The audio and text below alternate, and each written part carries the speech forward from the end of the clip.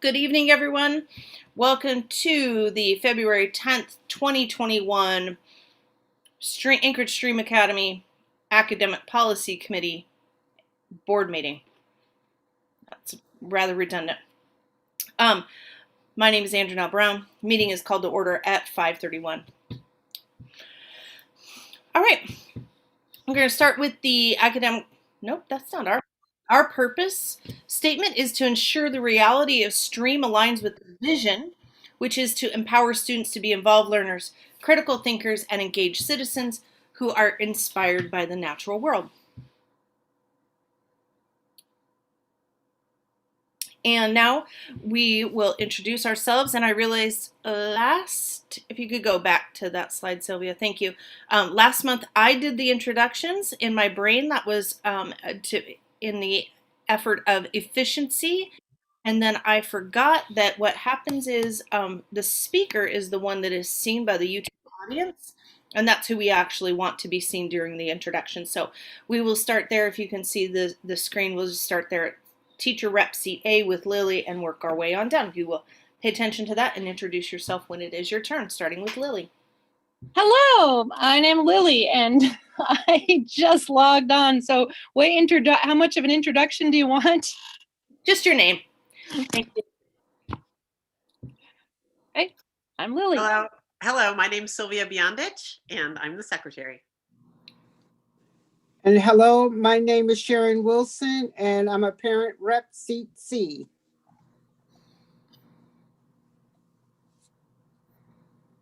Hello, this is Renee Fredericks. I am a parent rep seat D.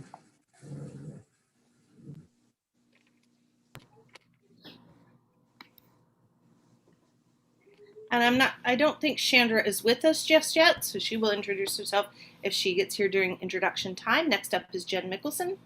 Hi, I'm Jen Mickelson, and I am the community seat F. Hi, I'm Heather Swanson. I'm community seat G and the vice chair. I'm Gail Yip, and I'm community seat H.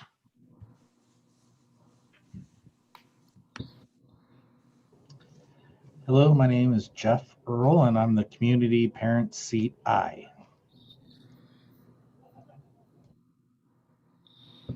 And I am in the founder's seat P, like Paul. I'm Andrew Brown. I'm also currently serving as the chair. And has Whitney joined us? I can't see everybody. I am here now. I am Whitney Diatri, serving in the founder's seat R. Great, thank you so much, everyone. Next slide, please. All right, we do have some working agreements for our sessions here today.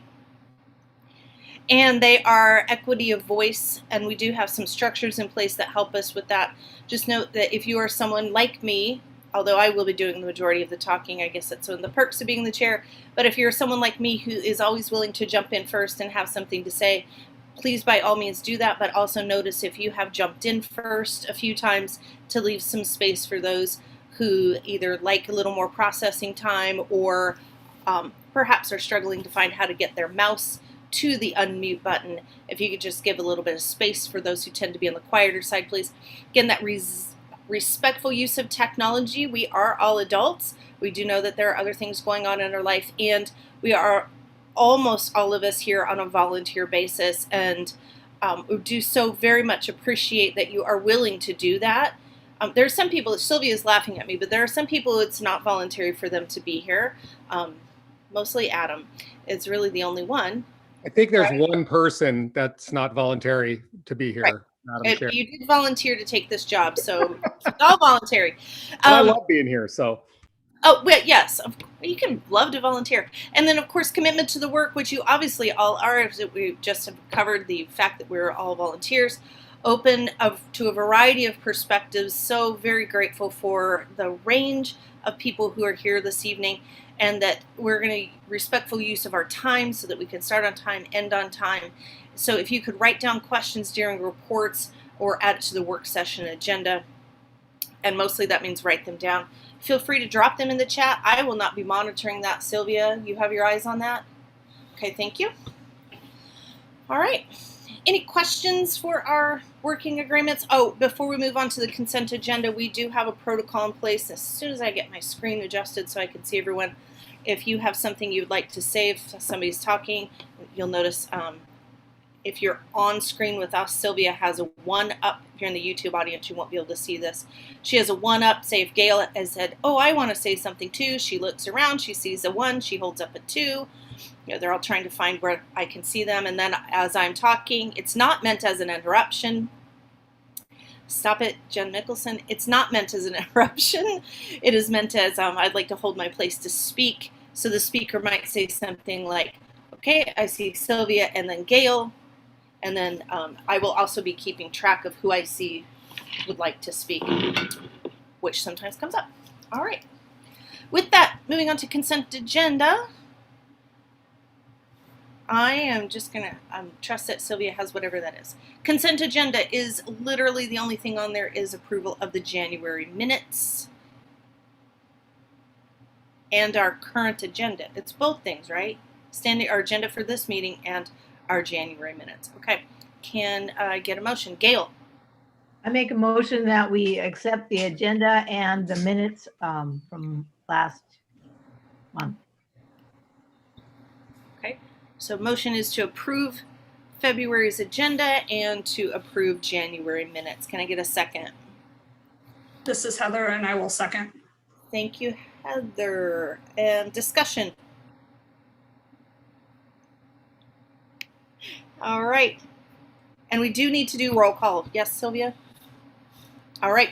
We will do roll call agenda, same order that we introduced ourselves. So if you could get ready with your fingers on your mouses,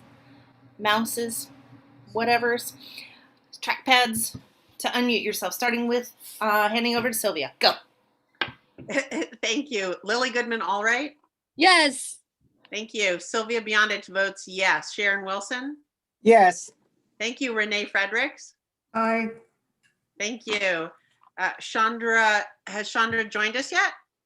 No. Thank you. We're moving on to Jen Mickelson. Yes. Heather Swanson? Yes. Gail Yip? Yes. Jeff Earl? Yes. Andronell Brown? Yes. Whitney Diatri?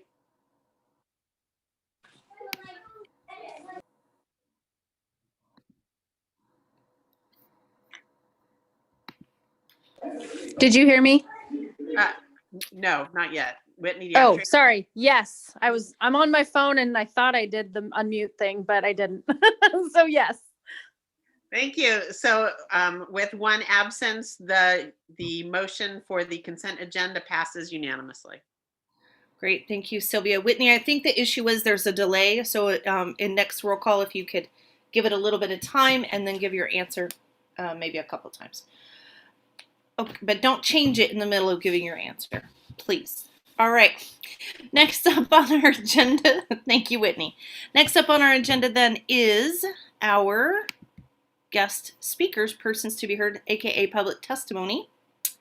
And we will start with Miss Staker.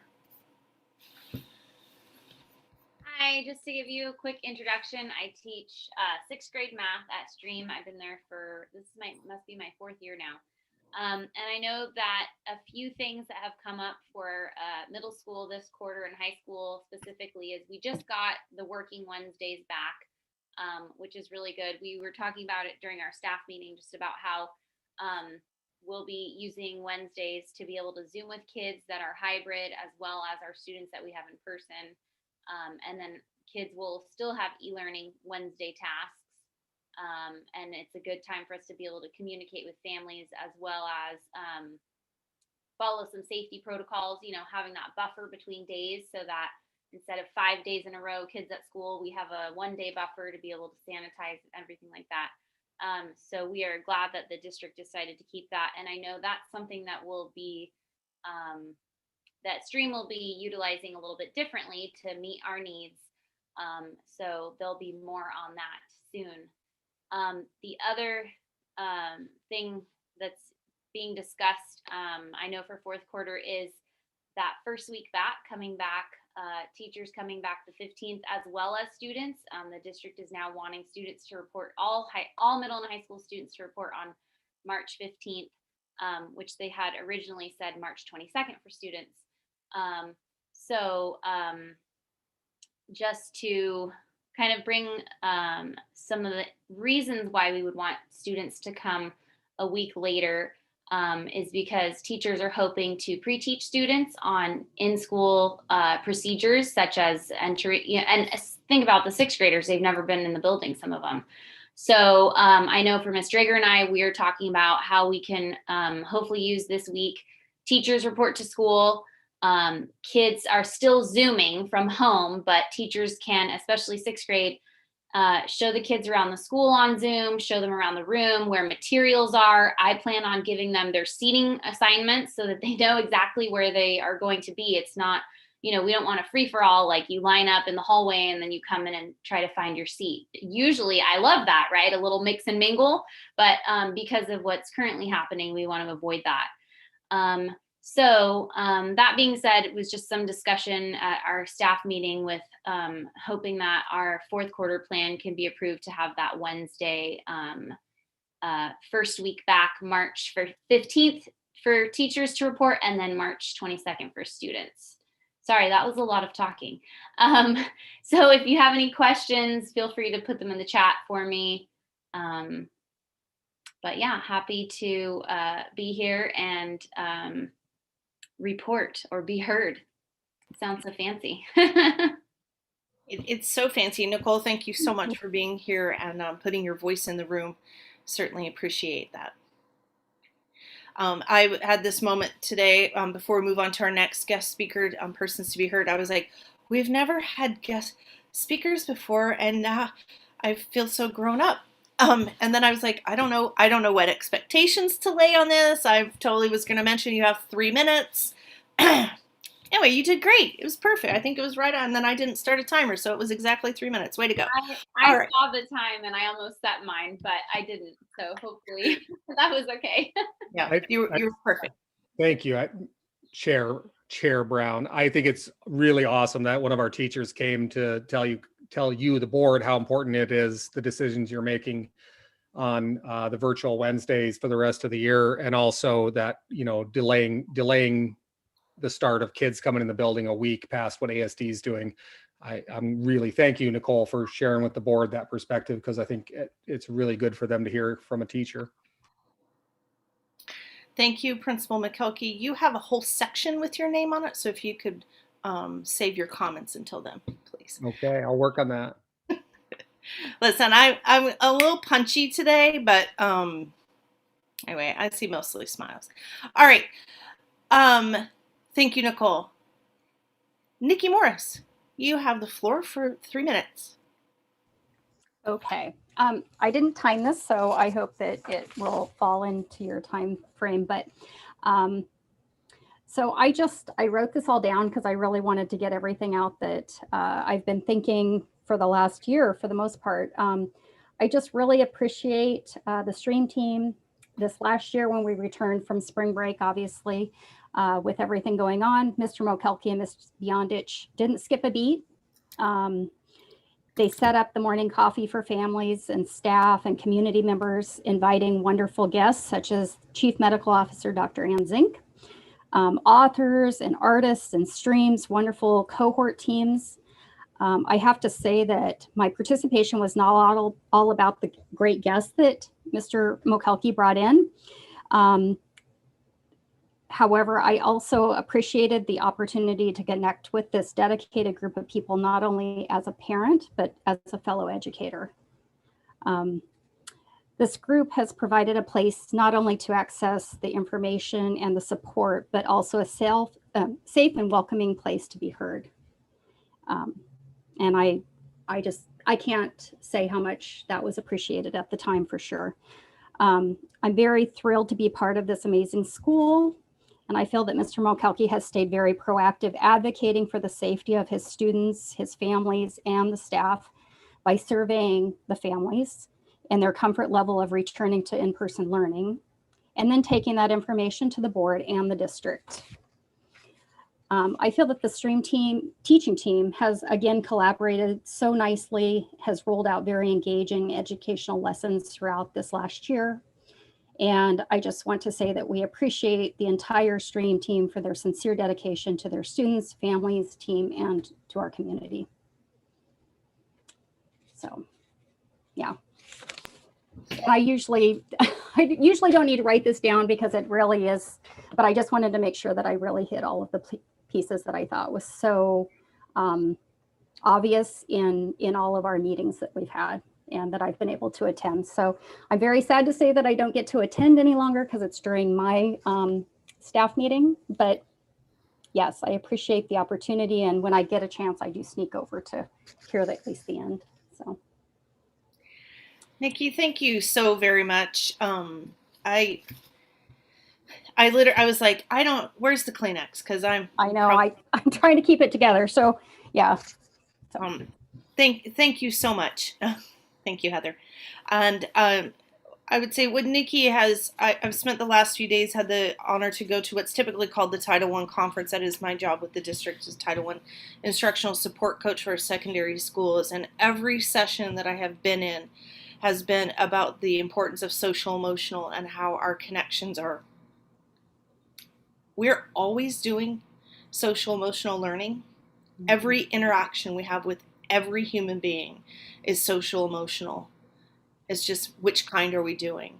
And it sounds like, Nikki, what you're putting on the table is that STrEAM has been doing it well, and we've been doing the right kind of social emotional learning.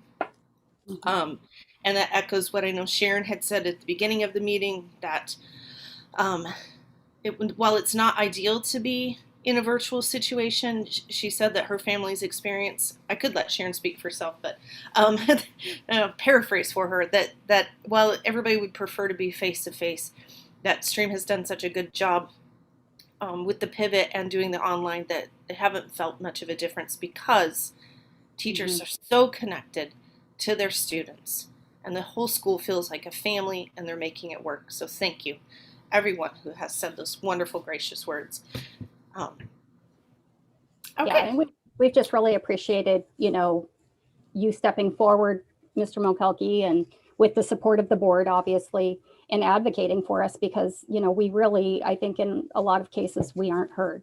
So, and here we know that we are heard. And I just appreciate that opportunity. So thank you. And thank you for going over and beyond, So. Thank you so much. That was also exactly 3 minutes. Oh, good. Okay. That moves us on then to we had Sylvia, 2 guest speakers, so 2 people to be heard. Thank you. Principal Mulkelkey, Section D, reports. I think we're going to, actually, I'm going to turn it over to you for your full 15 minutes, and you can structure this however you would like. My assumption was, even though we have an action item for the Q4 plan, I suspect you'll probably talk about that in your principal report section. I can. The board has my written report, and I don't need to go over that other than to hit highlights. But the thing I wanted to highlight in my report tonight is, hopefully, please give me a thumbs up or someone give me an indication if this is working properly. I wanted to share something really special with all of you tonight. Okay, are you seeing this? Do you see a Rapids logo? Okay, now let me know also if you're hearing it once I start.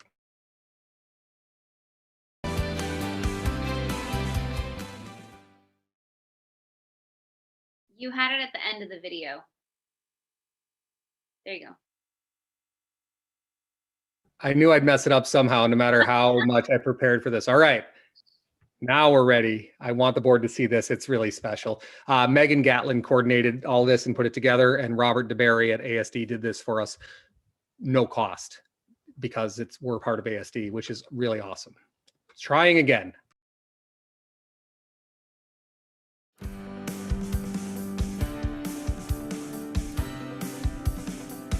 Welcome to Hankert STrEAM Academy. I'm your principal, Adam Mulkelkey.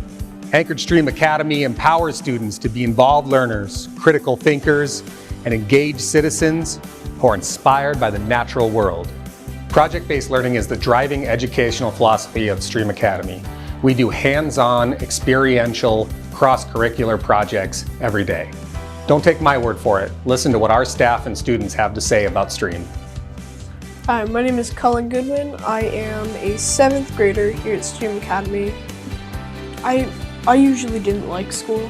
School was never really my thing. But until I came to STrEAM, like that's when I actually started enjoying things school-wise.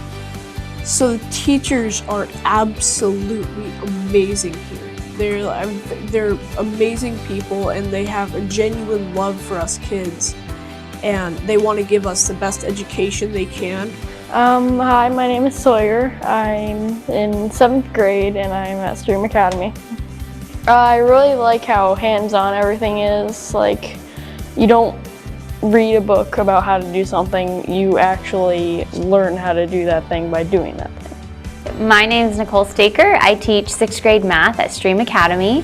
At STrEAM, I see teachers who are excited to be here. A lot of us are new teachers, or we're trying to see things in new ways. What I really like about STrEAM is the small class sizes, and then obviously being able to give each student more one-on-one support and getting to know them more. My name is Mr. Mosen. They call me Coach Mosen. The backbone of our PE is games outside. We have this motto that we go outside every day. We learn outside every day.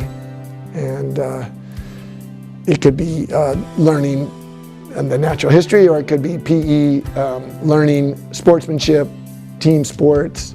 A lot of the curricula that we use in the state didn't capitalize on the amazing outdoor environment that we live in and work within. So this school strives to use the outdoors more and some of the natural environment in our learning. Hi, my name is Amy Bonertz. I am the school counselor here at Anchorage STrEAM Academy. Here at Anchorage STrEAM Academy, we really believe in restorative practices. When students are disruptive in class, we don't like to jump right to discipline. We like to give the students a chance to reflect, to think about how their actions impacted themselves, how their actions impacted others, to be able to get them back into class and back to learning. Another thing that we do a lot here at Anchorage STrEAM Academy is focus on social emotional learning, or SEL practices. Our teachers here are great at implementing SEL practices within their classes. Now, SEL is a great tool that our teachers use to build community within our school, within our students. Because we're such a small school with such tiny classes, having that community is really, really important.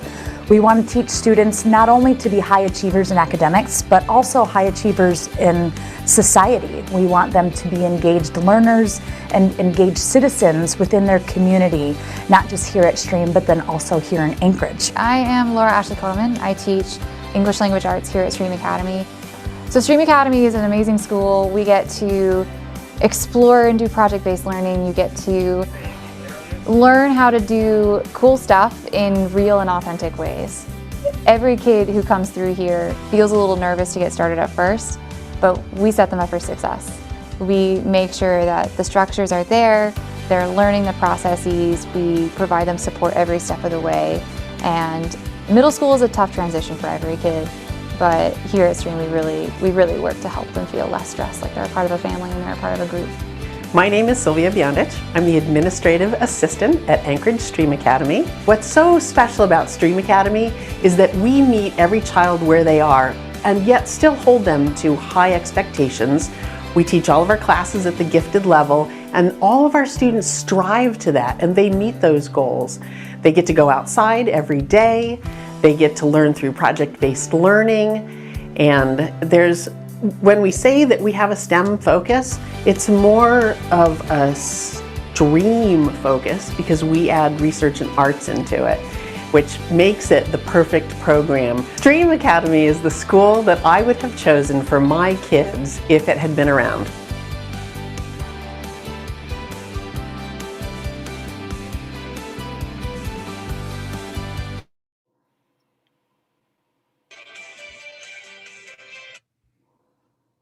So I wanted to take part of the time and out of my report to share that with you. I thought it was incredible, and This is probably the first time I watched it after watching it like 10 times where I didn't tear up a little bit. So I hope you enjoyed that. That's our new recruitment video. That'll go on our website. That'll go on social media.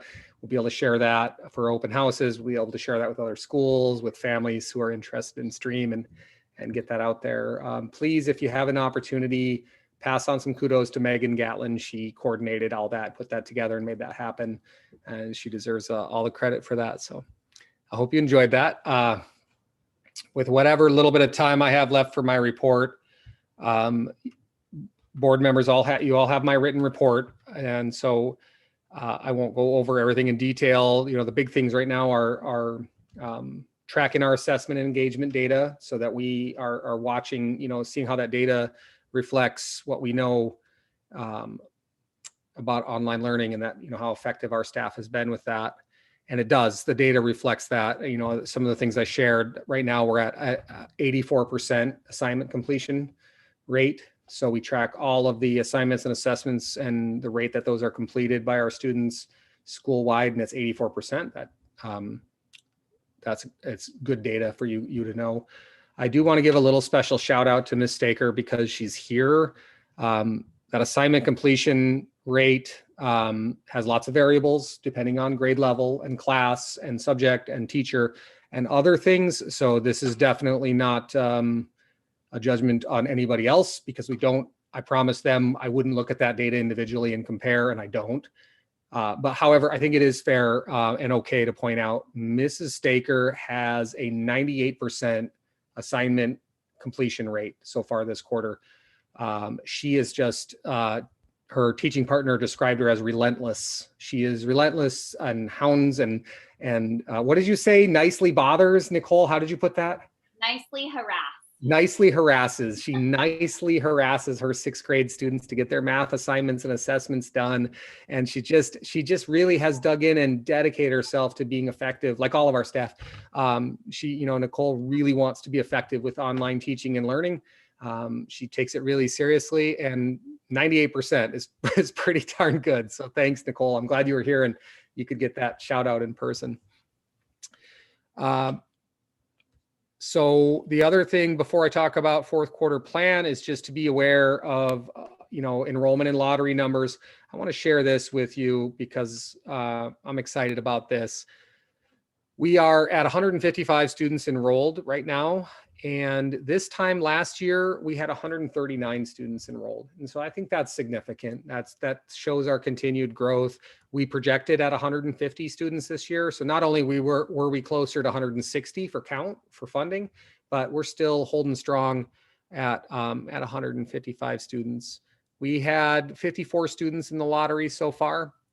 41 of those are 6th graders and 10 7th graders, 3 8th graders. And we project we'd like to have another strong class of 60 6th graders. We have 55 6th graders right now, so we're expecting. No, we don't have 55 6th graders right now. We have 58 6th graders right now. So at the most, we'll have like 10 seats open in 7th grade. So we're really looking at strong enrollment now and into the future.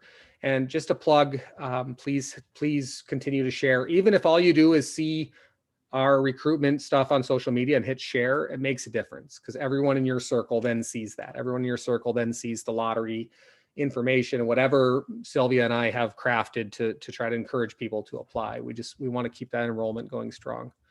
So the last thing that I'll finish on, and as Madam Chair said, this kind of bleeds into the action item, is our 4th quarter plan. Adam, sorry to interrupt, guys. I have a couple of questions around some observations around enrollment stuff before we move into 4th quarter, if that's okay.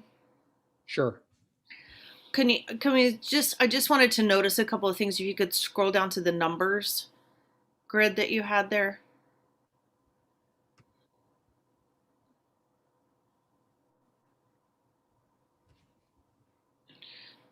So if I'm reading the blue grid correctly, it looks like while we're still have higher numbers of male students to female, it's starting to shift Now it looks like it's like a 3-2, whereas before it used to be almost 2-1. So we're finding a little bit more of a gender balance in our numbers.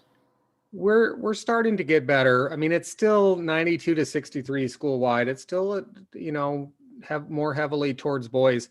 And we were so last year's 6th grade class was so promising. As you can see, 7th grade still now is almost evenly balanced, 29 to 27. And our 6th grade class last year was balanced. And then just the way it happened this year, our 6th grade class coming in this year just was not, and it's almost, you know, 40 to 20. So it's still a struggle. We still end up a little heavy on the male side of enrollment, and we still just have to continue to work really hard to try to balance that out. We're allowed to balance that in the lottery, so we can account for that in the lottery and make sure we gender balance that way. And Sylvia just put in the chat that she says that this is a slant district wide. So it seems like perhaps we have more male children in our city than we have female children. Good to know. Okay, excellent. All right, thank you. I just wanted to notice that because I know it's been something that's been on our minds for a while. Always looking for that wave of balancing the gender roles in the STEM careers, like not just in our school, but moving forward. Making it more comfortable for females to be in those science and engineering careers, and getting them their feet in the water, so to speak, in middle school is a huge part of that pipeline. Okay, that's really the only thing that I had to notice. I don't know if anybody else has any other noticings or wonderings about enrollment. Heather has a 1. Heather has a 1. Thank you, Heather. I do. Under your grant update, Adam, you say partnerships with Cook Inlet Tribal to implement school-based Fab Labs. We have a lot of new folks on our board. Could you just briefly tell folks what a Fab Lab is? Actually, there's someone on our board that might be able to explain it better than I can. So we real quick, we have we're invited by Cook Inlet Tribal to partner in a grant with them that they wrote, and they invited us in on to implement Fab Labs in our school, and it's super exciting. But we have a board member, Renee Fredericks, who probably could speak to that. Is that okay? Can I just turn it over to Renee to talk a little bit more about that? Okay, Renee, I'm putting you on the spot. Yeah, thank you. I would love to talk about it. I work at Cook Inlet Tribal Council. I am the Senior Director of Youth Empowerment Services there, which everyone thinks means I get to work in the Fab Lab. That really just means I get to find money so other people can work in the Fab Lab. And a Fab Lab is, we started it almost 8 years ago in collaboration with MIT. It is their idea of packaging all these pieces of equipment together into a creative space for people to create almost anything.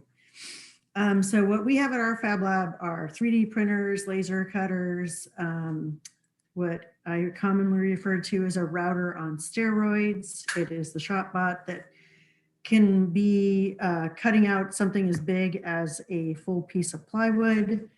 We have industrial sewing machines, embroidery machines. We have resin, all kinds of things for kids to come in. And we work with kids kindergarten through 12th grade on projects. And what our goal is similar to STrEAM Academy, which is we want kids to be creative and to try things, learn from their mistakes, learn materials management, learn about math and science through all these processes, because math and science can be difficult for kids. And so we want to give them a basis in it, in understanding from real life activities. So this particular grant we have is going to implement a micro Fab Lab inside the school spaces, and all the kids will provide materials. We have some lesson plans already written out that really incorporate our culture into the day as well, because that's one of our charges at Cook Inlet Tribal Council. We serve Alaska Native and American Indian students mainly. This is a grant that allows us to work with Department of Defense, and it has allowed us to work with more than Alaska Native American Indian kids. I knew that this would be a good school to partner with. and that they would be able to. The other part of this is for the teachers, once they get really comfortable with it, we want infrastructure knowledge to occur as well. So we have sort of some basic school curriculum projects that teachers can use, but then we want to see what the schools and the kids come up with. So they will make their own Instructables. And if all of you don't know what an Instructable is, my heart might break, but it is. Has anyone not heard of an Instructable? Okay, so it's just real simple, any kind of like kids, if you go to Instructable website, it's like everything from how to make a cookie to how to build a rocket ship. And it's mainly done through pictures, so people don't have to read a lot of words. It shows the pictures, kind of like IKEA, think IKEA, putting it together. But we have a little bit more than that, but that's what we would like back from people, is to see, and we'll create this huge database of lessons from across the state of Alaska. We actually now have 2 grants that are similar to this, installing microlabs in different schools. So at the end of it, there should be like, I don't know, 15 different schools that are working on these things and sharing projects with each other. So we're very excited. I don't know what else to say, except I think next Wednesday we're doing a walkthrough with the staff and looking at the spaces and having a better idea. We can tailor our package to what the school wants or needs. And then each year we'll provide training for the teachers. We will come in and help with a class, or if there's technical assistance that you need with the equipment, we'll do that. And then each year we restock materials for you guys to use. And at the end of it, all the equipment stays with the schools. So that's what we're doing. Thank you. And thank you for the time. That was a way better than explanation than I could have. We're super excited about this. I have already structured a schedule for next year that builds an elective in every period of the day. And Mr. Perkins has agreed to be the lead on this. He's the teacher that's going to teach our Fab Lab electives. And he's agreed, and he's already signed up to do the training with Cook Inlet Tribal, to use the equipment, on how to be a Fab Lab teacher and how to utilize and implement their lessons. If you know Mr. Perkins at all, this is a perfect fit for him. He's super handy, super crafty. He does woodwork. He has his a little side business where he makes all these cool little things with handcraft and wood. And he's so excited to have the opportunity to be the Fab Lab teacher, basically, at STrEaM. It's just super incredible. Renee, thank you so much. Thank you. Thank Cook Inlet so much for including us in this grant. We're so excited. It's a perfect fit for us as a STEM school, and it's going to be awesome. Yeah. Thanks. Adam, I see Lily would like to speak. Yeah, just really quickly, for those who are curious, I made this in the Fab Lab. I used to work for CITC, and so I couldn't find the power cord to it, but it's a light box. And so it was basically a little mini physics lesson. And so the kids learned how to put different color lights depending on how they connected the wires and stuff. And then they glued the box, and they had to use the jigsaw, I guess, to cut the box, put the pieces together, and then could paint it. And so it was a lot of different kinds of lessons put together in this fun little box. So just very, very cool. Thank you. On that, Adam, I think let's move school restart into its own section for the action part. That's all I have then. If that works for you, then okay. Then yeah, either way is fine. I mean, I'll talk a little bit about the fourth quarter plan. You all have the document. Just be aware, I had to update that document yesterday after principals meeting, secondary principals meeting, and the district gave some more parameters around what they're looking for on the working Wednesdays, distance Wednesdays. And so we added those details in a little bit. And but yeah, wherever you want me to talk about our fourth quarter plan before you guys vote on it, that's fine with me. Thank you. We'll do it in the action items section of the agenda, which will be here in just a little bit. Any other questions for Adam for any care? There's any updates on CARES money?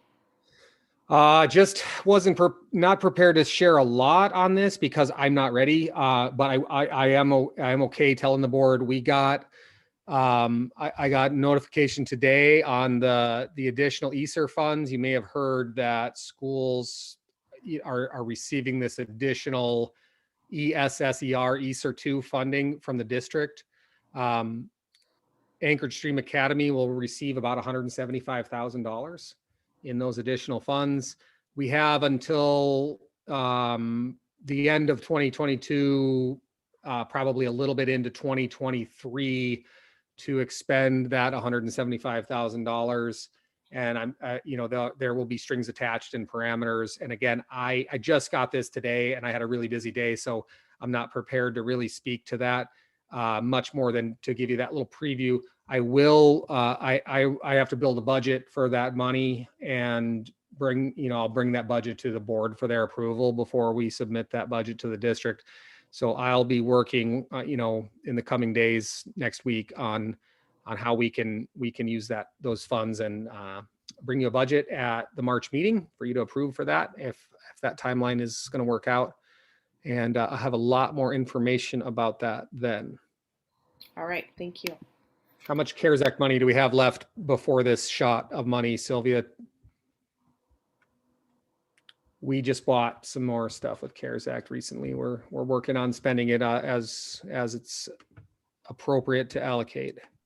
Yeah, right at $16,000 Left? Yeah. It's hard to spend it all.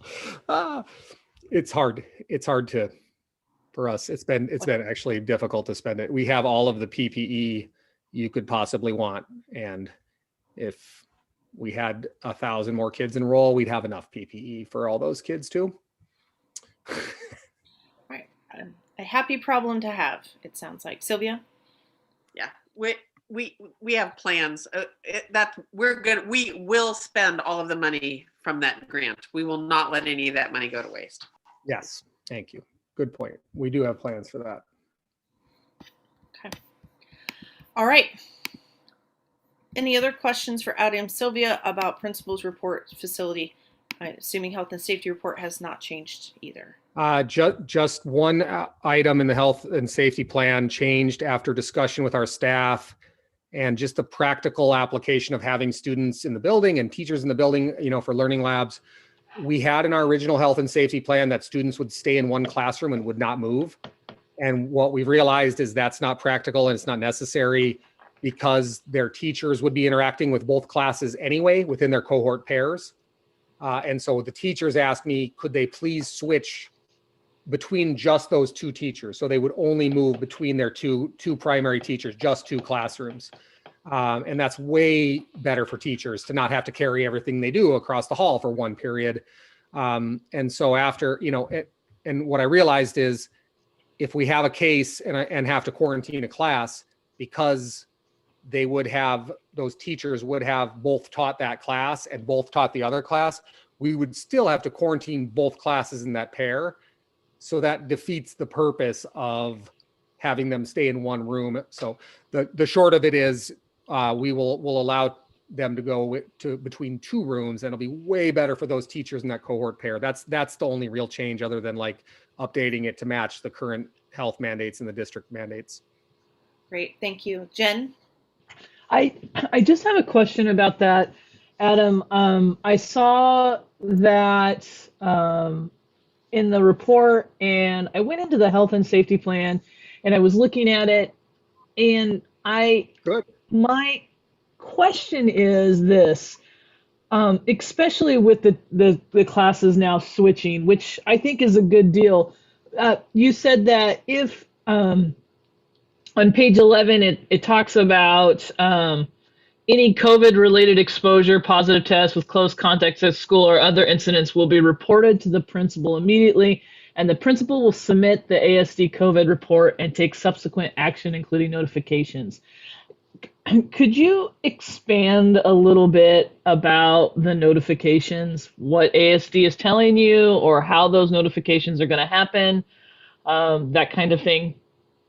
My understanding is actually that the notifications come from the district. So if we have an exposure in one of our cohorts, both what we plan to do, what most likely what we'll do is we will shut those two classes, that cohort pair down.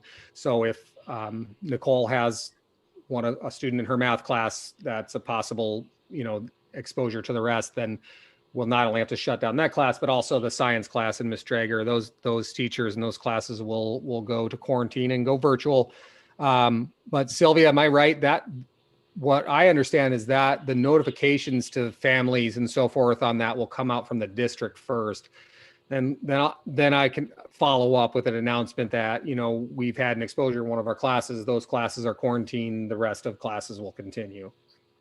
That's correct. The district has contact tracers. We report it to the district. The district then makes all those notifications following HIPAA guidelines. Okay, and then I have one more clarifying question then. Because currently, a teacher who is switching between small groups at the secondary level who might be exposed, they're not shutting down all those classrooms. They are only necessarily asking certain students with whom the teacher has become in contact with to stay home. And so I was just wondering if, do we have any say in this? Good question. The way our plan is structured, what our plan, is those teachers will be, Nicole and Terry will both be with those two different groups of kids for at least 90 minutes at a time each. And so it's 15 minutes in the same room, right? Like the close contact. And based on the size of our rooms and the proximity and the amount of time, if we have one exposure, I'm considering both groups to be close contacts. It's an interesting question. I don't have 100%. I'm not 100% sure on the answer if we can take steps that are more stringent than the district, but that's what our plan is. So that's a good question. I'll clarify that. I'll talk to Daryl and just make sure, if they say, hey, this one group of kids and these two teachers are quarantined, that we can expand that. Because the other piece is, if those two teachers are going to be quarantined, we're going to want both of those classes to be taking classes on Zoom. Thank you, Heather. And then Nikki. I have a question on the lunches, and part of this comes from when Connor was there, and part of this comes from, I actually had a couple of parents ask me, nut allergies. How are you going to be handling that if they're not allowed to leave the room for lunches? They are. So our plan at STrEaM is that we're not going to do any eating indoors. And I know, and again, this is the joy of being the charter school, right? We can do things differently. I know that in the rest of the district, they're eating lunch in classrooms and all that. We're not going to do that. Our staff's not comfortable with that. And so we have 3 periods in our schedule, 3 90-minute periods. Each of those periods, whether we were in quarantine and pandemic and COVID world or not, each of those periods, we have a mandatory 10 to 15 minute outdoor break. And so we're going to do that like we always would. So every 90 minutes, somewhere in there, our cohort pairs are going to take those two groups outside. Those are going to be separate breaks, so there's no interaction. So Nicole and Terry will take their kids out for 15 minutes, and then when they come back in, the next 15-minute break slot is for another pair. And so there's not going to be crossover. And so those 3 15-minute breaks in our schedule, those are students' opportunities to eat a snack. They can take snack, water bottle out there, and then outdoors with lots more than 6 feet, like 20 feet of space, distancing, they'll be able to take their mask down and have a snack. They're not going to be allowed to talk to other students or run around, play, do anything else while they're having a snack. They have to finish that up. So that should really cover that in a way that our staff feels really good about and feels safe with. And then as far as lunch, we're asking that our students eat lunch after 1 o'clock. And lunch is technically 1 o'clock to 1:30, and we're dismissing students at 1 o'clock to go home for lunch. So they'll have 3 snack breaks. We're not using our microwaves, no hot foods. I've got to work on messaging and getting this out to everybody. I've already sent one thing on Remind, no hot foods, no microwaves, no cup of noodles, no heating things up, just cold or prepackaged snacks. And then they can eat lunch at 1 o'clock. Does that sound good? Sounds great. Thank you, Adam. Thank you, Adam. Nikki, thank you. Okay, so I think mine kind of piggybacks off of Whitney. Just wondering how timely that's going to be from the district, because when there is a positive case, you presented that to the district, and then the district is supposedly supposed to let us know as families if our child has been in a classroom with a positive case. So just my thought of like, how is that going to be followed through, and how quickly is that? Like, is that in a timely manner where it would be closed down after the school day, midday? I don't know how it's going to work on their end, but I can promise you this: if we're notified of potential exposure, positive COVID case and exposures in one of our cohort pairs, I'm not letting that group come back to school. So I'll call the 2 teachers and just say, hey, you know, we've submitted the report, contact tracing's happening, but plan on asynchronous, you know, zooming your classes from home tomorrow. And then I can start working on, you know, either having the teachers send out a quick blast just saying, hey, just so you know, information's forthcoming from the district, Mr. Mulkelkey, but we're planning on doing class, you know, asynchronous on or synchronous on Zoom from home tomorrow. So we'll be out in front of that, Nikki, I promise. Great. Thank you so much for your questions. And Sylvia had dropped in the chat box a direct quote: "We won't let you down. We will not allow additional exposures due to lack of action on others' parts." May have paraphrased the end there. Okay. All right. Thank you so very much, friends. Any other questions? The window for questions is this big. Not a question. I just feel like adding it in there as an example. I did put it in the chat, but I don't know if it's super obvious. Just that in my experience at elementary school, when there's a positive exposure, the people who have had the close contact are alerted by the district. But as a parent of kids who have not been in the positive classrooms, I have still appreciated the letter and the information that comes home from the principal that says, there was a positive case at our school. Your child has not, like, we have done the research and the investigation. Your child has not been exposed. It eliminates any of that extra wondering and doubt. And it's been, from the parent perspective, it's been huge.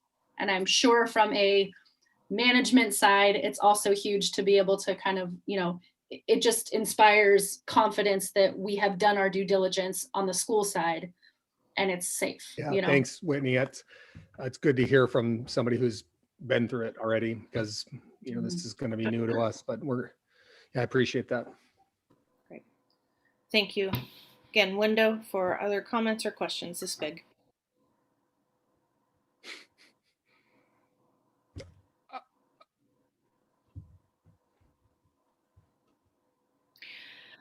All right, moving then to our next section of the reports. Jen Mickelson with our 501c3 report. Not a lot to add from last month, except that we are continuing in our fundraising endeavors. We are going to do some sort of auction type thing at a later date to be announced. And we will accept your donations at any moment, at any time. Or other people that you know, friends of friends, businesses of friends,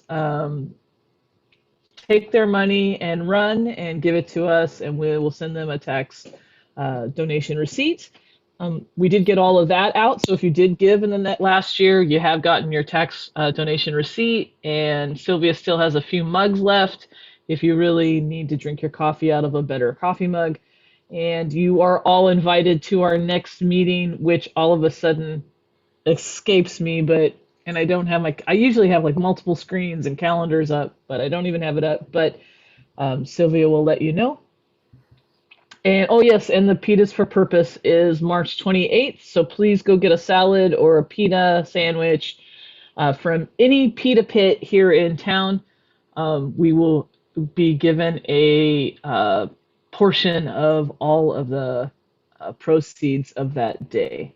And if you know of any other restaurant who does something like this, would you please let us know? And again, Amazon Smile and Fairbanks Rewards. Fairbanks for Community Reward, or Fairbanks, Fred Meyer Community Rewards is a little more difficult to sign up. You have to actually go online. You can't do it from the app on your phone.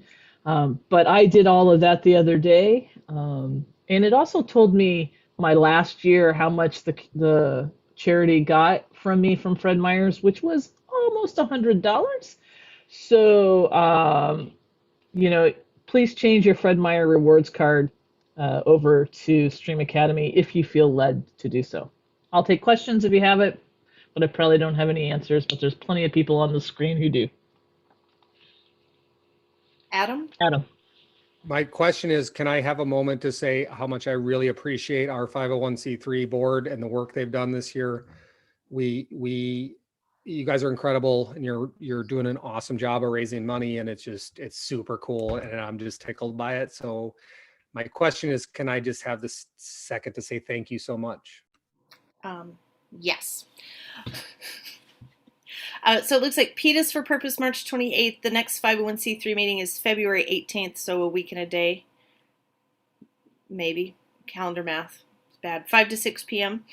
10% go for the pita pit. Any pita pit in Anchorage. A few mugs left. Adam is... Nobody can see. I'm talking. Nobody can see you except board members. We all know what it looks like. And then the other thing... Gallery view. You can see everybody. Not on YouTube. Okay. Oh, yeah? All right. Get your fingers out of your noses, people. Okay, so Jen, we'd like to know if you are accepting auction items yet. You're muted. Actually, Nikki would like to know if I'm accepting auction items yet. And not just yet, but we will, and we will make sure that we let everyone know when we are ready to receive. Everyone. Sylvia is distracting me. I'm sorry. I should have it on gallery view or something. But we will be asking for some donations. We just don't have the plan quite finalized to announce what it's going to look like and how it's going to happen. So. And then as the segue, I would like to put in that the 501c3 and the APC, the board meeting right now, the very similar people. In fact, the entire 501c3 board is sitting in this Zoom room right now. There is crossover, and there are people who would love to put their more passions more into the 501c3. So in order to do that, we need someone to fill her shoes. So this is where I make this shameless plug, for we are looking for someone to be willing to step into the secretarial role for the APC coming relatively soon. And Sylvia is more than happy to mentor you in that position and help you figure it out. It's an important task, one that she does really, really well, but she is also quite the competent teacher. So, all right. Anything else for the 501c3?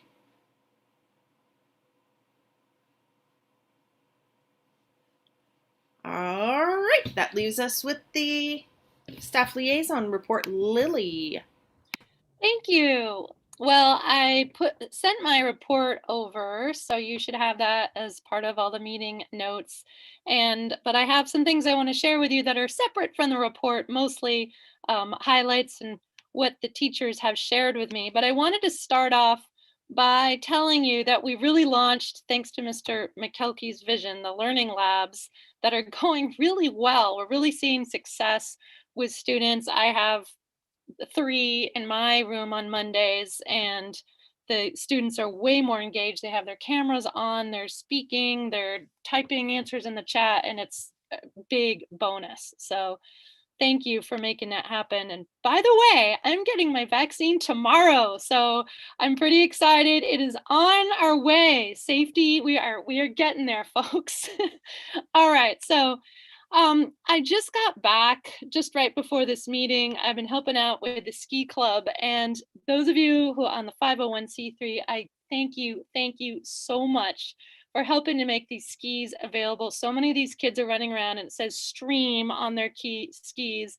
And we had 22 kids. And I just kind of get choked up when I get there and I see all these STrEAM kids that would never have this opportunity otherwise. And when they're out in the trails, we're at Campbell Track today, and the kids all had a blast, and they're skiing so much better than they were last week even. And it's just huge. So thank you for making that happen. It is really awesome. So yeah, we're starting actually. I have stuff from Ms. Staker. So since she is here, maybe she wants to talk about her intro to watercolor class. Just 30 seconds, Ms. Staker. So Miss Drager and I, when we put together our kits for science and third period, one of the things that we did was we got each kid a watercolor kit, and fairly inexpensive, some watercolor paper and just an idea in the back of our heads. And so this was my example that I made. We had a little video for them, and then we gave them some opportunities to practice with different colors, and they had so much fun. We had so many kids turning their videos on to share, which, a lot of times now it's like it's close to the end of the year. They're all hiding. But yeah, they had a lot of fun. They wanted to go into breakout rooms and do like a little art, like they were working in their little art galleries together. And then actually this is the one that we're doing tomorrow. It's a pop art lesson. So like the Andy Warhol, colors and things like that to brighten up our days. So thank you.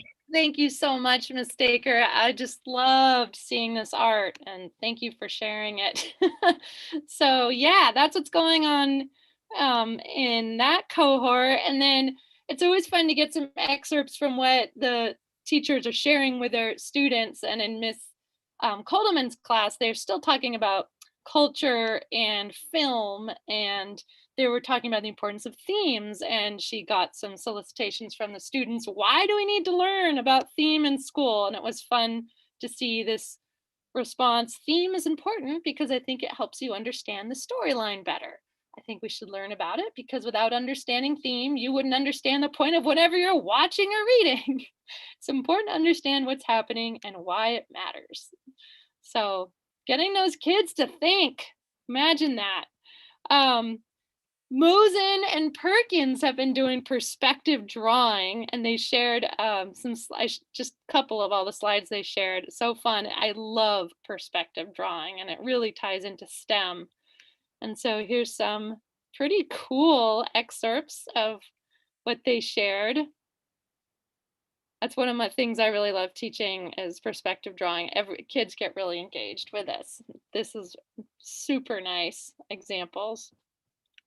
And then Holsopple, I got excited with the things that he shared. So he had the students make these brochures when he started off the intro to physics. And so first of all, this is a cover of the brochure. I just want to have a quick peek into Cullen's brochure right here, if you can see the screen at all. So really some fine work here. I roll a bouncy ball on my wooden desk until it falls to the floor. He really is explaining about energy, and it's quite detailed. And this was a mastery project, accumulation of a lot of different projects, and they just put them all together in this brochure. This was some really nice work here about friction and yeah, all those laws. So that's a little bit from, well, that's not all I have actually from Mr. H, because this cracked me up too. He's doing junk drawer science with his students to learn about physics, and these are some of the things he's asking them to do labs. So they have to make these things at home, finding whatever they can find around. And here, your task is to wake your neighbors with this incredibly loud mini air horn. They have to make a rubber band man, use you basically making sound with rubber band. So it's really fun, get the kids engaged, and then they took videos of themselves with these. And I decided not to share the videos just because I didn't know about the media rights, but super fun way to get the students engaged, and it seemed like they really enjoyed the videos. On a totally different note, in 8th grade, Miss Smith is still working on reading this. We have the book Thief I told you about last time, but now she's been analyzing political cartoons and wanted to share this drawing by one of our students who's actually from Cameroon. She's only been in this less than a year. She's been in this country, and pretty amazing example of political cartoon, just really cuts to it. Ms. Smith has been heavily taking on this controversy, and it's been, I should say, not controversy, but a controversial topic, and it's been very interesting for parents and students. And then finally, on a very completely different note, once again, in 8th grade, I told you about the food security project I was doing with my students, and then it covers all of these topics, and we've been hit almost all of them so far, except for we haven't got to genetic engineering yet.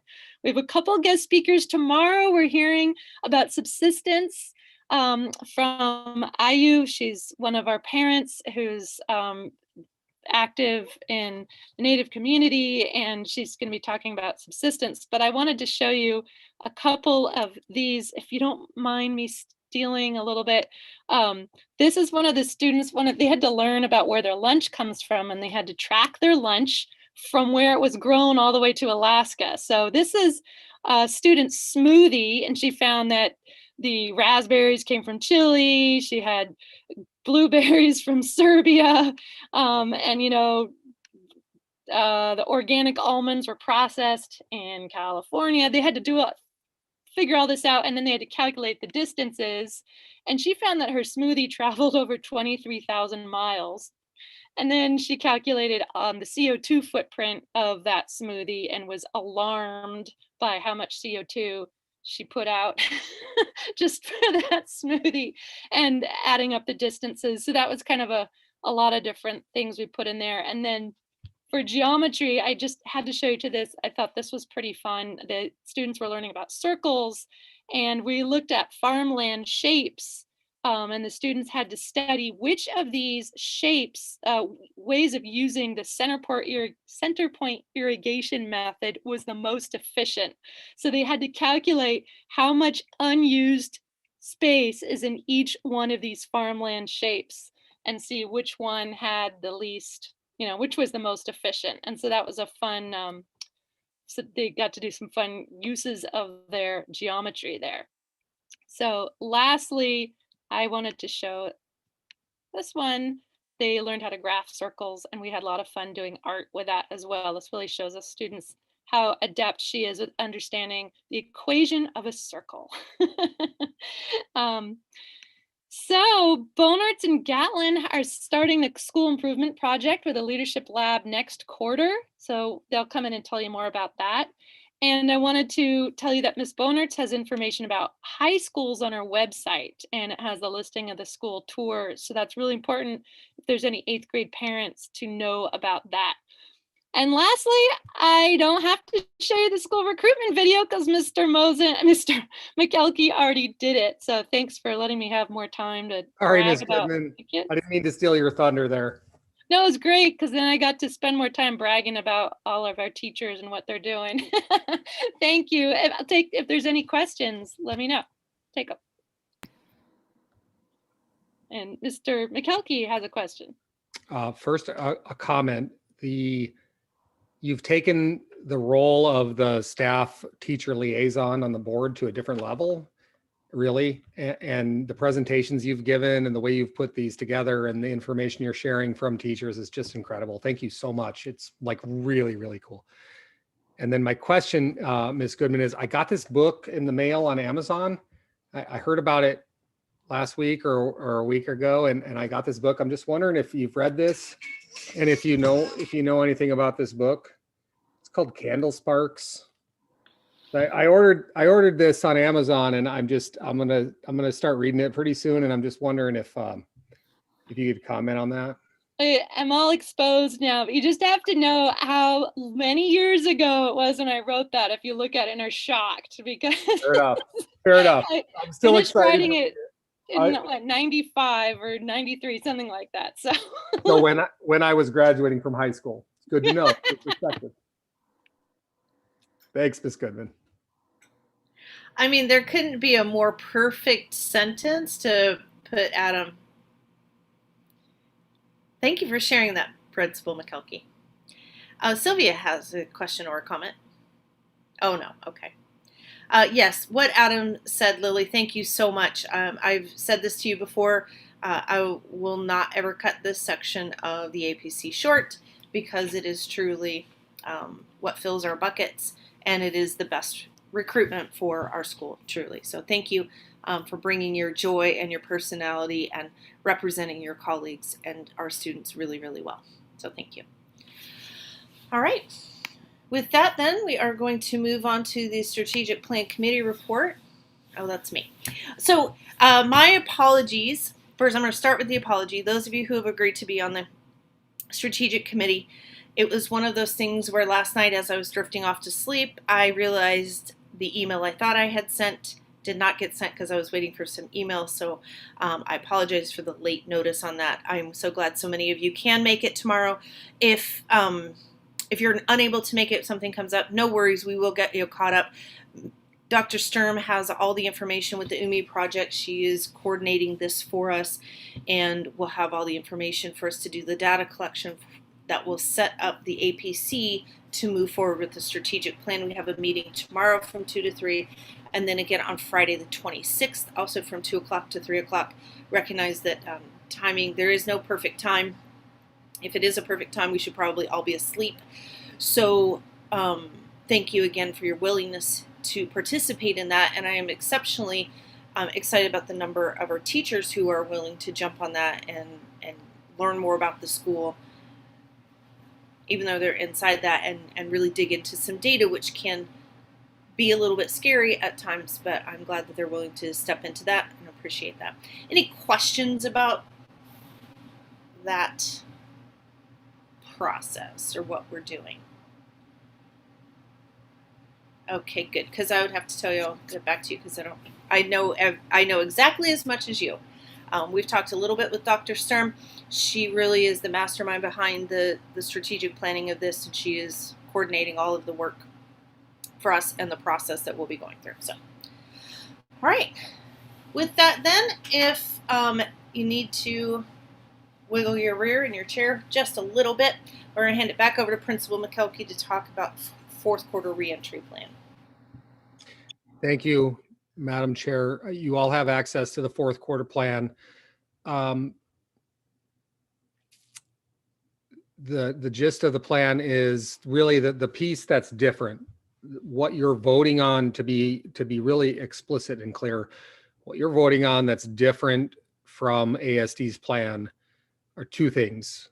Well, really, it's come down to one thing, and that is the rest of secondary in ASD is directed to return to school Monday, March 15th, following spring break, all students and all teachers.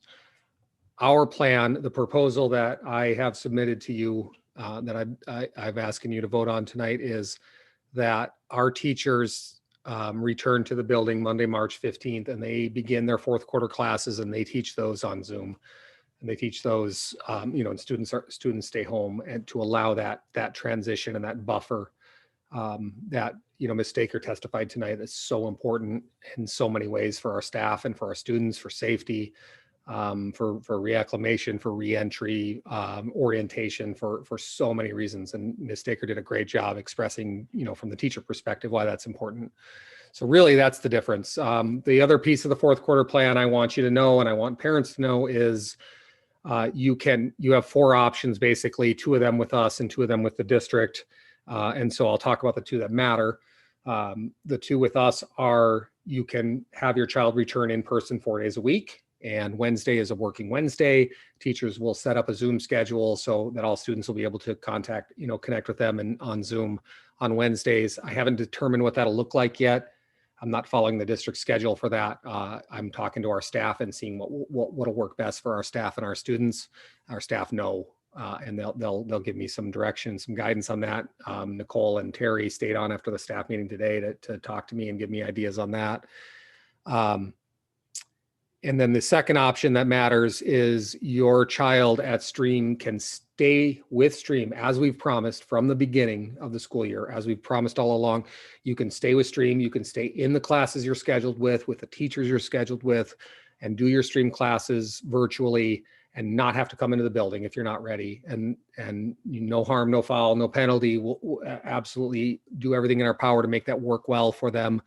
Including being able to come in on Zooms on Wednesdays. So if you're slated to have Miss Staker and Miss Drager in 6th grade for math and science 4th quarter, you still have those classes. Our teachers made the commitment, which is tremendous, to continue to upload all of their lessons, all of their assignments, all their assessments to Canvas, even though they're teaching in person. So it's a tremendous amount of additional work they're going to take on, which kind of goes back to why it's so important to have those virtual Wednesdays. Our teachers are already working so hard. When they come back in person and they're continuing to provide lessons and assignments and assessments virtually, even though they're teaching in person, that's a huge increase in their workload.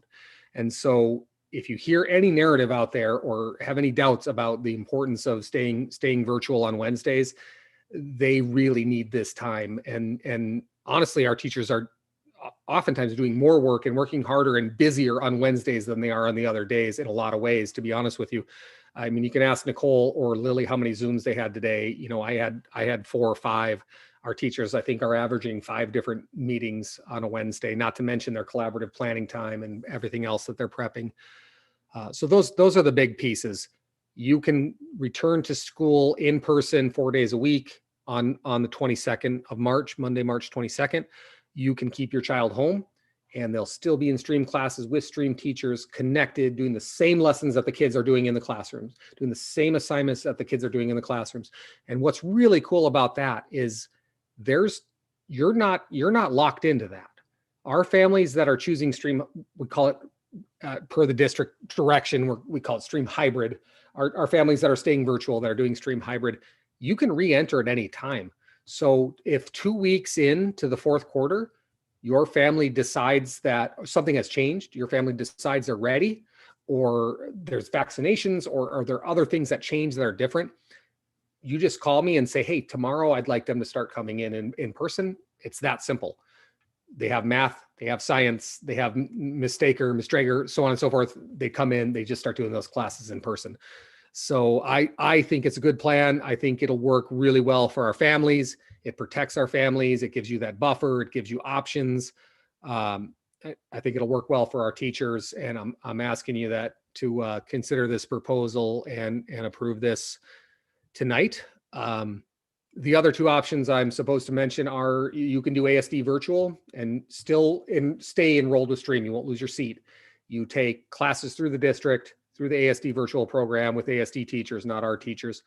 I won't give you any opinions on that program or how that's working for folks. I will tell you that we have had zero students or families choose ASD virtual as an option at STrEAM Academy, which speaks to the effectiveness of our programs. The other option is to choose the ASD homeschool program, Paideia. That's the 4th quarter proposal. Any questions on that before you take it to a vote, Madam Chair? Point of order, Madam Chair. I would like to make a motion to approve the plan as written and presented before we continue discussion. So I make the motion to approve the plan as presented.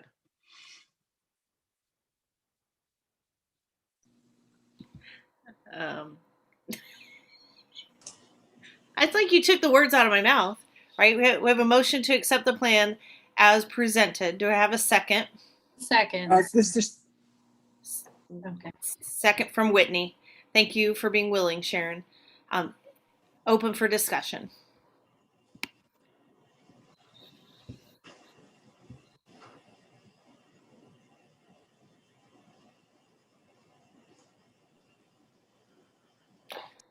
Okay, I'll go. So Adam, because we're a charter school, if we approve this, which is a deviation from what the district is doing, like, do we have to wait for state approval? Are we good to go? No, I've notified the director of charter schools at ASD well in advance that this is the proposal that STrEAM Academy will submit. I've reminded him multiple times that our board is voting on this tonight. Tomorrow, if the board votes to approve this plan, I will call Daryl tomorrow and let him know this is our plan. He will notify the director of secondary education that our school has chosen to do something different. And there are two things that'll happen. One would be nothing, that we're a charter school and we have you as the APC have the authority to make this decision and it stands. Or the district could challenge it and bring it to the superintendent and potentially overrule the decision. So I don't anticipate that happening. It would be unprecedented, but that's what could happen. So my assumption will be, if the board votes to approve this tonight, that this will be our plan moving forward. And if anything changes, I'll notify the board. Excellent, thank you. Heather? So for the kids that choose to do the hybrid, the asynchronous version, I know a big part of STrEAM is that interaction, and almost every instructor has had a group project of somehow. How will we make sure that those kids are still included in that wonderful experience? That's a great question, Heather. I think our teachers have done an awesome job of that so far. One example is they come in and they put together these packets, to send home to students for projects. That'll continue. We'll continue sending home materials and packets for hands-on projects. Maybe Ms. Goodman or Ms. Staker, if you want to jump in and just give a quick example of like the things you've done to send these packets home and to provide students these hands-on options. The other thing is we're not going to deny any of the hybrid students the opportunity. If we have, we're talking about, and Ms. Staker was asking me today about, Wednesdays and the opportunity to do treks or experiential things on Wednesdays. Those options will be available to our hybrid students as well. And so what I anticipate is there are families who may not be comfortable having their student in a little classroom 4 days a week indoors, but they may elect to do the outdoor activities, to do treks, to do things where we're outside, we have more distance, we have fresh air, we have space. The science and, Dr. Zink say that that's way safer, in terms of COVID exposure. So they have all those opportunities still. We're not going to deny them that. And our staff is going to continue to provide them things to keep them doing hands-on. And Nicole or Lily, do you have any quick examples just of like those things you've sent home to do that? Well, just talking about the group projects first. Yeah, in the past, we've done a lot of work there where they had to collaborate together and then they put out a project together. So if you're not participating, that was really double jeopardy. I think we've all kind of taken that into account, and we know that this is going to be a tricky time. So we're not going to hold those, not what I've done is I've had students actually working on their project together, but not doing a group project. Really, it's still individual, but they can share and help each other. But I haven't had that as much collaboration in this last quarter because of that. So taking those things into account, and maybe Nicole, you can talk about what you've sent home, like the art materials. Yeah, I was just typing in the chat box that we got materials ready at the beginning of the quarter, so the families could just come once to get everything for the quarter. And then, for the kids who weren't on the Zoom, for example, the video is recorded so they could always catch up. Now, if the kids are doing the hybrid model, probably the best way to get them all together would be on those Wednesday Zooms, so that that's the day where they do, the hands-on lesson, the group work kind of thing. That would be my thought, my idea at least.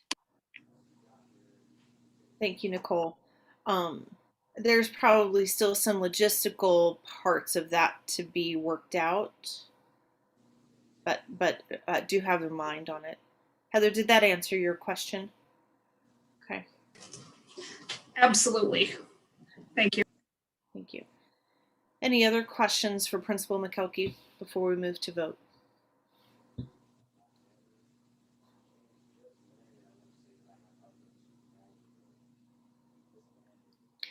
Okay, you know I'm doing the 8-second countdown in my head because if you don't count, it feels like forever, even when you are counting. Okay, all right. With that, then I'll turn it over to Sylvia for roll call vote. Thank you. The motion on the floor to accept the Q4 plan is written and presented. Lily Goodman, Allwright. Yes. Sylvia Beyondich votes yes. Sharon Wilson. Yes. Thank you. Renee Fredericks. Aye. Jen Mickelson. Yes. Heather Swanson. Yes. Gail Yip. Yes. Jeff Earl. Yes. Andronell Brown. Yes. Whitney Diatri. Yes. Thank you. The motion passes unanimously with one absence. Great. Thank you so much. That moves us on to non-action item F on our agenda, which is principal evaluation. This is really just to let you know we'll be doing a more formal evaluation as an APC of Adam a little bit later in the year. Adam, being a cognitive coach and someone who appreciates and values and has supported the building of a coaching culture at STrEAM, has asked that his evaluation again this year be handled in a reflecting into planning conversation, which there are many of us who've been through training. Whitney and I and Gail, who was chair last year, supported him in that. We'll be doing something similar to that again. We'll revisit that when we get closer to it.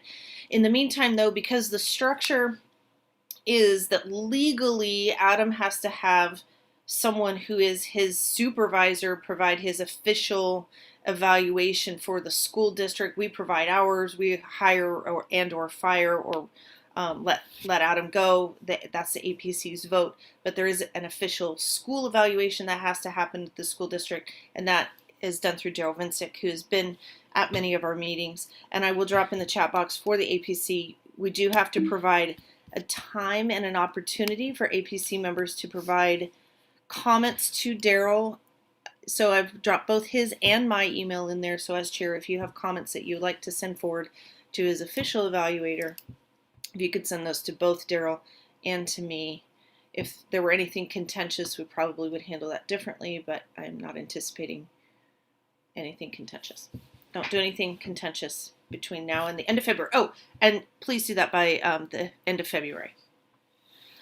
All right, any questions about principal evaluation?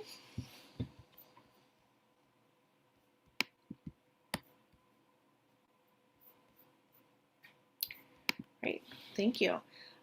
No work session agenda. We're moving on to the next item, item G, no work session agenda. Dr. STrEAM, the plan is at this point that she will be joining us next month to do some of the strategic planning. Both of the strategic planning committee meetings will have happened by then, but know that that is in flux. So next month's session might be abbreviated. We have much more of a question and answer time for stuff because we are in this decision pivot point around Q4 reopening. Anything else for good of the order?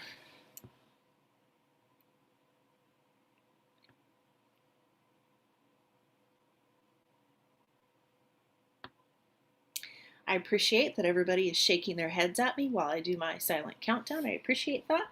Lets me know you are engaged and with me. Our next meeting will be March 17th, 2021 at 5:30 p.m. It'll be a Zoom simulcast with YouTube. Same Zoom channel, same Zoom password, same Zoom people. Sylvia, anything I have missed or forgotten to do? And I see Adam will be after Sylvia. No, Madam Chair, you've covered it all perfectly. Thank you. All right. On that note, Adam? I mentioned the hilarious video that Aquarian did to the Lizzo song at the beginning of the meeting, and I just dropped the link in the chat. So before you sign out of the meeting, you might want to copy that link and watch Principal Nerlin and her staff over at Aquarian, one of our sister charter schools, do the class How You Feeling video, because it's hilarious. Is this because STrEAM is gonna at some point do a fun music video? I feel the pressure. I don't have nearly the sense of style or the dance moves that their principal does. So we're waiting for our founders.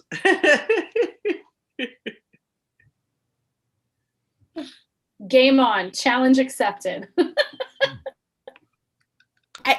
At least it waited until then to kick me off the meeting so that I didn't get to hear what Adam said. I will, I'm going to talk now because I'm the chair and I get to. So I'm sure it was great. Whitney will tell me everything later. Number one, I would like to say those. You're making a music video. Fantastic.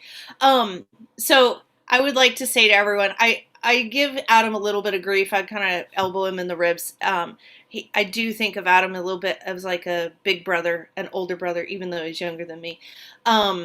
And that is very much, I have so much appreciation for Adam and the school that he has built and the people that he has created space for and then gotten out of their way so that they can be amazing and do amazing stuff for the children and families in our community. So thank you so much for all of that. And thank you so much for those of you who have volunteered to be on our board. We truly couldn't do this very important business without you. Thank you that we don't have to make all the decisions.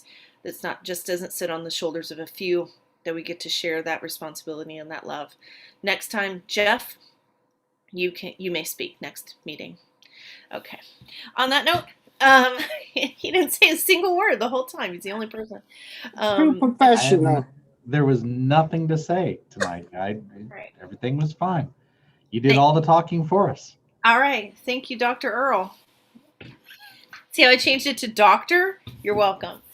Sharon, you were going to say, and then I'm going to adjourn. I was just saying that that was well spoken as the true professional you are. Don't say stuff like that while I'm drinking. I'm drinking. Madam Vice Chair, did you happen to adjourn this meeting while the internet kicked me out?